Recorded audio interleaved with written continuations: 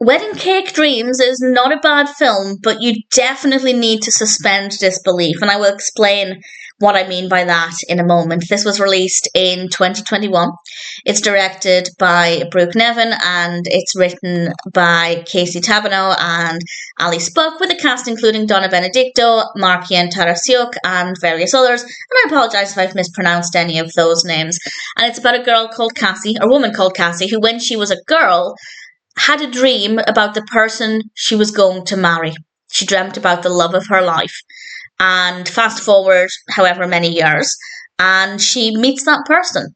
And I just thought, I don't believe it, because there's no way you could remember the dream you had when you were a preteen. And she even said in the film, it's been years since I thought about that face. Yeah, obviously. So how can you recognise him? I don't think it's possible to recall a face you had in a dream a long, long time ago. Maybe she's an anomaly, or maybe I'm the problem. Maybe everybody else really remembers their dreams really vividly from 20 years ago, or however much time has passed.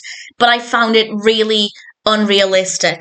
And maybe it would have made more sense if she'd had it as a recurring dream. I was willing to give them the benefit of the doubt and think, okay, maybe she first had this dream as a child, and then she's had the dream, I don't know, every year for the last however many years.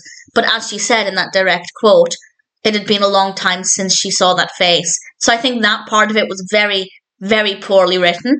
But the rest of it, it's okay.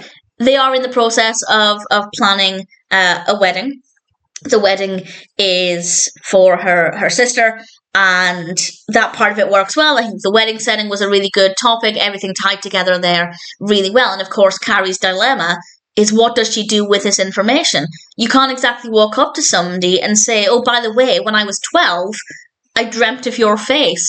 That would be bizarre, and I feel like there would be distance put between those characters very, very quickly. So I was curious to find out what she'd do, what her plan was, if they're destined to be together. Of course, I'm not going to give that any information away, but once I got over the initial hurdle of this is a very poorly written concept, the rest of it is reasonably interesting. The characters are interesting enough, the performances are good, visually it's quite appealing, the wedding aspect is good fun, so it ticks most of the right boxes. Initially a very lazily handled concept, but once we get over that hurdle, it's not a bad film. And as long as you're willing to overlook the fact that this is just nonsense, then I'd say it's maybe worth checking out. It's an easy watch, it's an otherwise pleasant experience, and if you're curious to see what it's like, then I'd say it might be worth watching.